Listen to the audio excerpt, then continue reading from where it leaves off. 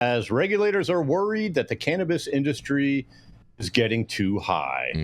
That's right. 2 years after retail recreational sales became legal, the state's Cannabis Control Board wants to take a breath and reassess how to keep the industry sustainable and Vermont-centric. In June of 2022, 3 months before retail recreational marijuana were about to start, the state's legislative fiscal office predicted Vermont would have a fledgling cannabis industry doing only $86 million in sales within 2 years. But when June rolled around this year, the numbers were even better than expected. 80 retail shops registered $128 million in sales, kicking back some $25 million in taxes to the public coffers, more tax revenue than from alcohol sales. In most measures, the rollout of the legal cannabis industry in Vermont has been a success. But it's been uneven, with a concentration of dispensaries in a handful of communities, while most of the state has so far refused to host any.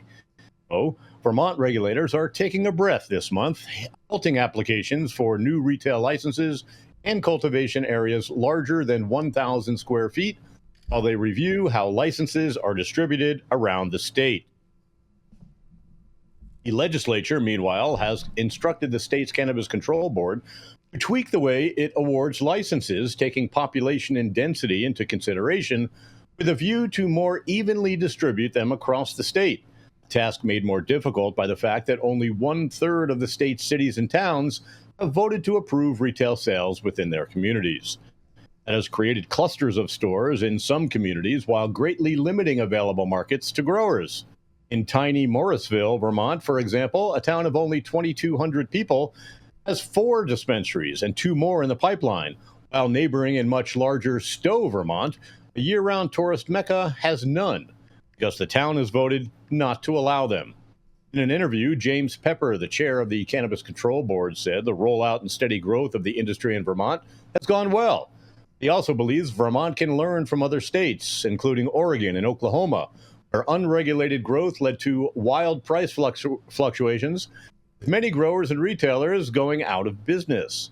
He said the pause on new retail licenses is aimed at giving regulators time to analyze, figure out a way around what he called the unnatural distribution of licenses, which has left 2/3 of the state's cities and towns without dispensaries.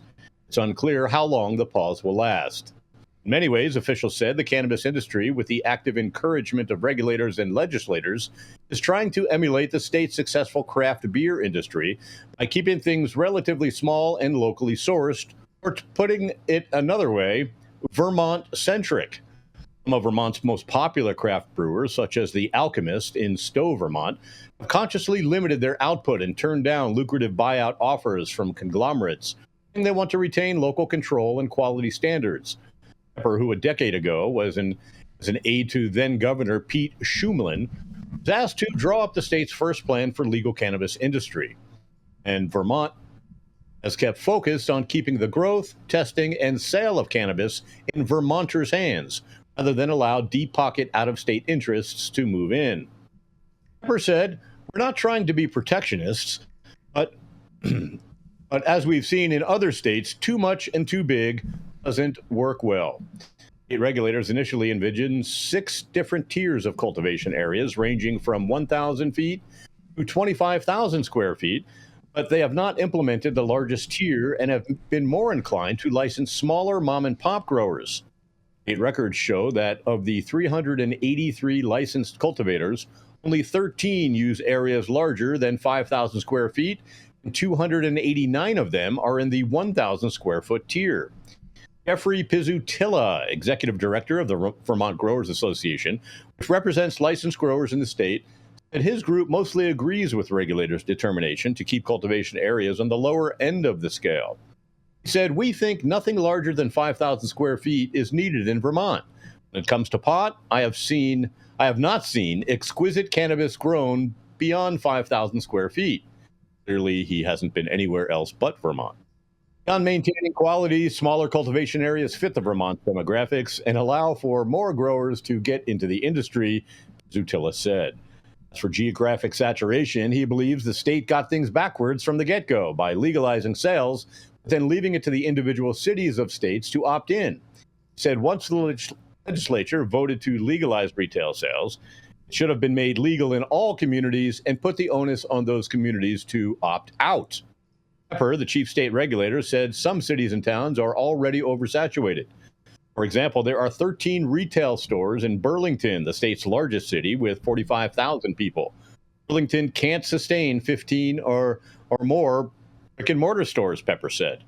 Just days after Pepper said that, Grass Queen in Burlington announced it was closing its doors. In a statement, owner Jahala Dudley cited too much competition and said that the $10,000 annual license fee, quote, ensures the Grass Queen cannot be financially viable. Statewide, only 3 stores have closed since sales began 2 years ago. But regulators believe there could be many more closings if they don't temporarily restrict licenses and figure out a way to spread them out across a wider swath of the state. Regulators stress the importance of a stable market for retailers, growers, and customers. Cannabis Control Board reset is fine with Miriam Wood, who owns Tea House, one of 3 pot shops within a 1-mile stretch in White River Junction, a village of the Upper Valley town of Hartford, which borders New Hampshire.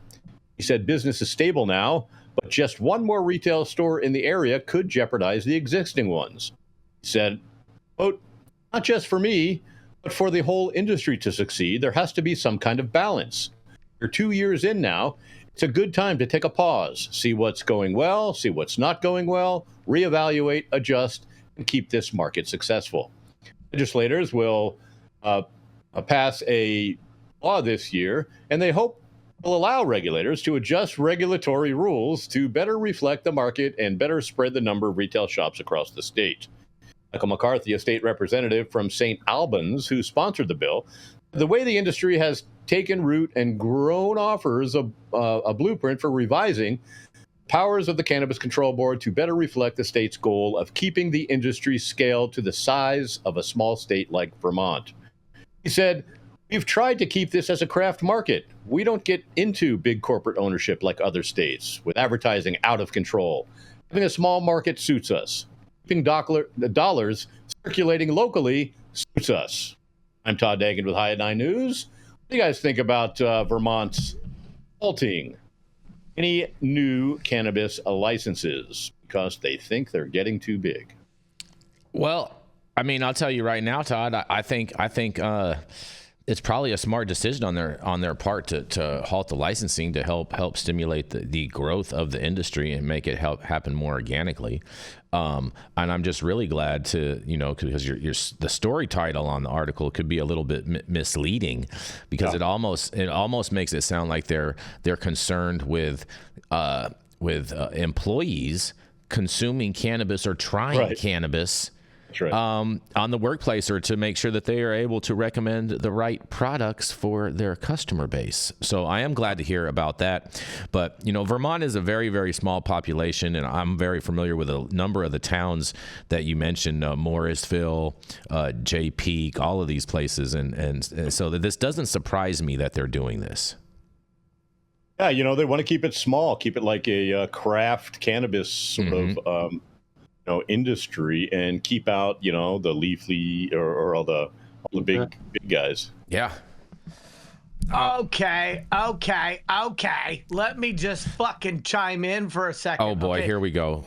Number one, Jason, your pronouns are Republican, and if that's the case, you need to double down on the free market. My pronouns. Hold on, my pronouns are U.S. and A.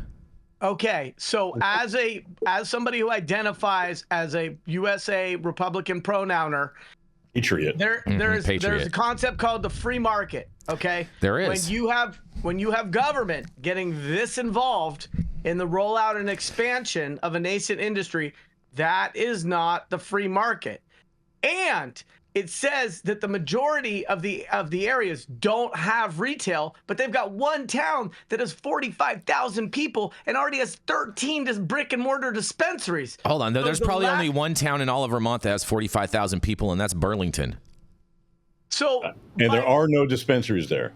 So what that tells me is that they've made the same friggin' mistake of local control, which has created brick and mortar retail deserts, which has created a lack of even distribution of brick and mortar retail, which F's up the supply chain and means that there are places that are going to have too much retail and places that have not enough retail and places that have no retail. So if they think they're being thoughtful about this, they're not. They're replicating policy mistakes that people in the know knew didn't work in those other markets. Okay. So that's a huge problem for me. In addition, businesses fail, right?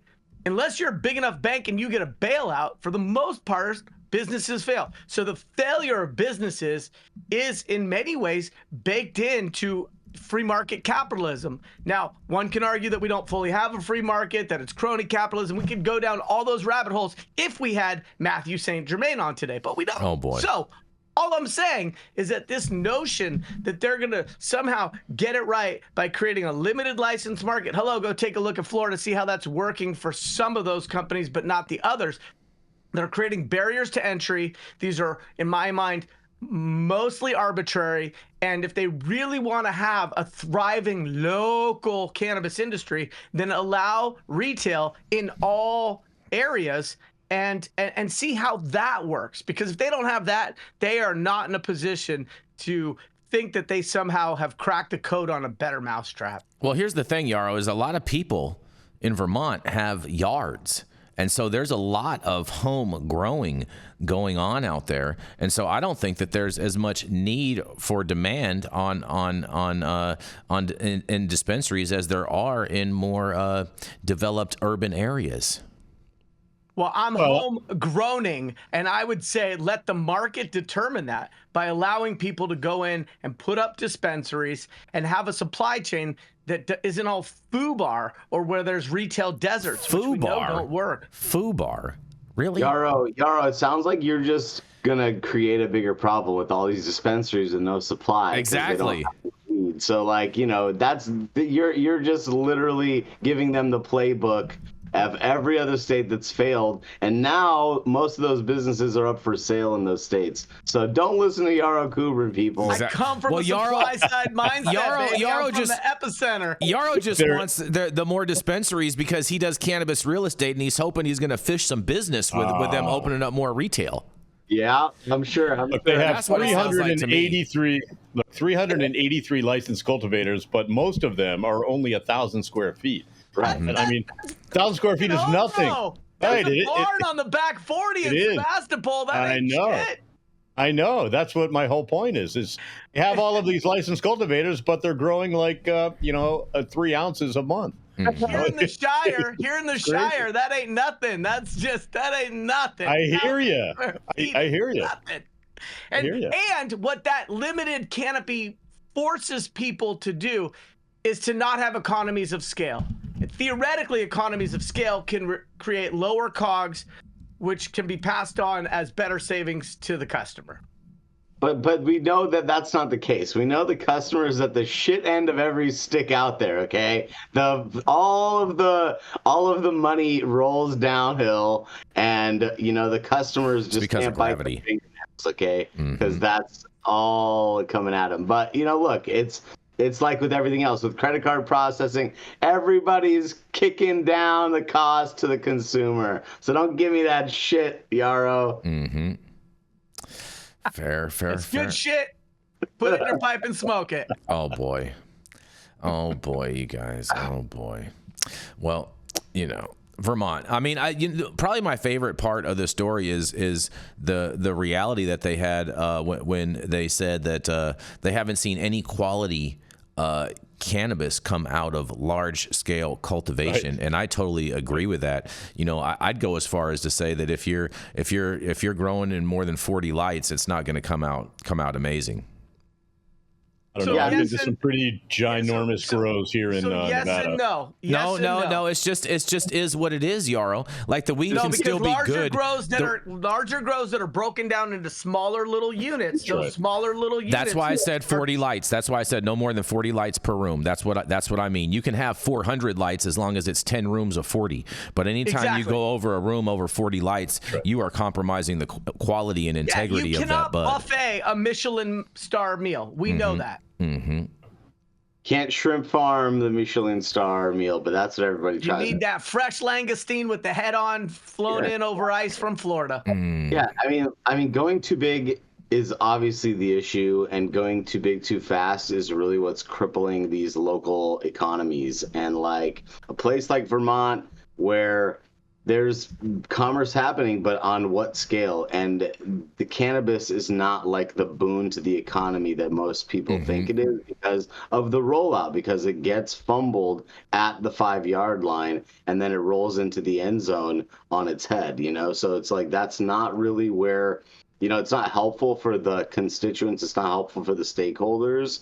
For like the agencies and the government bodies that are regulating these things to really like jumble it at the last minute. It's really a tough pill to swallow for me, looking from afar, looking into all these different markets, because it happens in every single market. There's literally not one that it's rolled out perfectly. And so all I can say is good on you, Vermont, because you're taking a good approach. You're going slow, you're going low and slow. We all know that that's going to make the most beautiful rump roast, you know what I mean? Oh boy. And